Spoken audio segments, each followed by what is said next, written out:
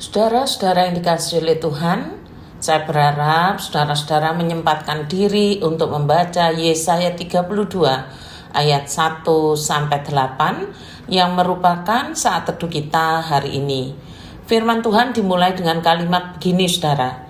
Sesungguhnya seorang raja akan memerintah menurut kebenaran dan pemimpin-pemimpin akan memimpin menurut keadilan.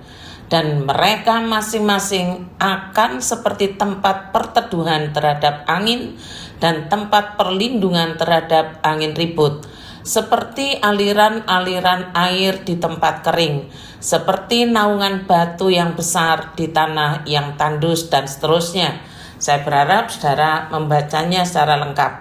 Nah, pertanyaannya begini, saudara, Tuhan mau mengajarkan soal apa kepada kita hari ini? Jawabannya adalah Tuhan mau mengajarkan kepada kita bagaimana pemerintahan Allah yang memerintah menurut kebenaran dan menurut keadilan dilaksanakan dalam lingkup gereja Tuhan. Bahkan jika terbuka kesempatan, juga dilaksanakan oleh pemerintahan negara kita, yaitu para pemimpin yang memerintah menurut kebenaran dan keadilan. Pemimpin yang memimpin menurut kebenaran dan keadilan itu disebut sebagai pemimpin yang saleh.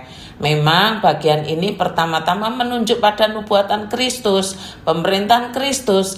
Namun setelah digenapi oleh Kristus, maka gereja sebagai tubuh Kristus seharusnya melaksanakan pemerintahannya menurut kebenaran dan keadilan. Jika pemimpinnya saleh, memimpin menurut kebenaran dan keadilan, maka orang-orang yang berada dalam pemerintahannya akan merasakan sebagai tempat perteduhan dari angin ribut, sebagai tempat perlindungan, merasakan aliran-aliran air di tanah kering. Ini ungkapan menjadi berkat ya saudara, menjadi naungan yang memberi rasa aman. Sekalipun demikian saudara, pemimpin saleh yang memimpin dengan kebenaran dan keadilan bukan berarti tidak ada orang-orang bebal dalam lingkupnya, bukan berarti orang-orang jahat akan lenyap, bukan demikian. Orang-orang bebal, orang-orang jahat, orang-orang penipu akan tetap ada, bahkan berusaha merongrong pemerintahan yang dilakukan. Bahkan firman Tuhan lain mengatakan, karena itu di mana ada kebenaran, di situ tumbuh damai sejahtera, dan akibat kebenaran adalah ketenangan dan ketentraman untuk selama-lamanya.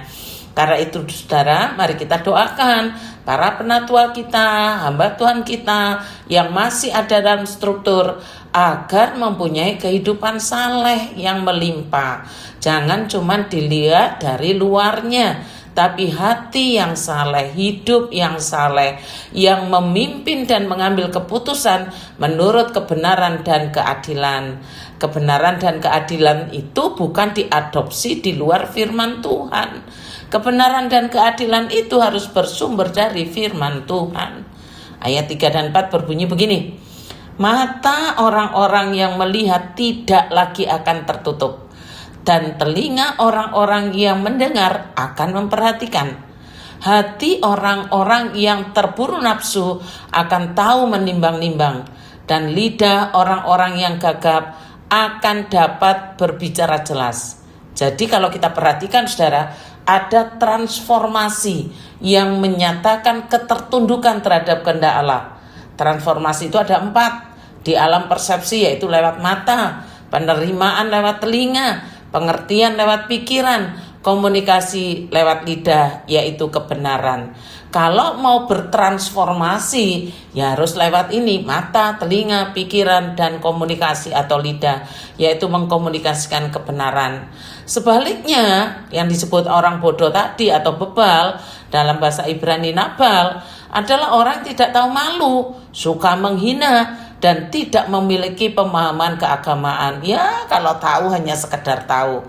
Dibandingkan dengan satu kata dalam bahasa Ibrani, yaitu ulkilai, yang artinya bajingan atau sejajar dengan bebal, beda arti sedikit, ditemukan hanya dalam kitab Yesaya ini, yang sebenarnya adalah orang-orang licik, orang-orang tidak jujur yang bertekad untuk mempromosikan dirinya sendiri dengan cara apa saja.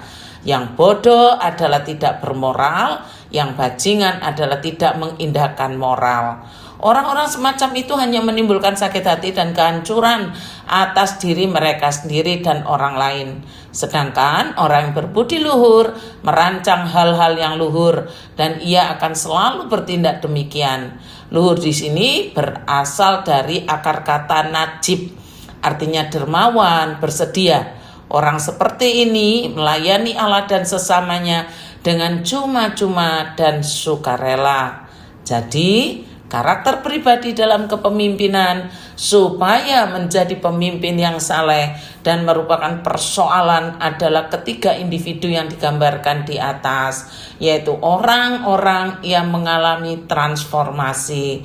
Selamat ulang tahun William Diarja, Tuhan memberkati.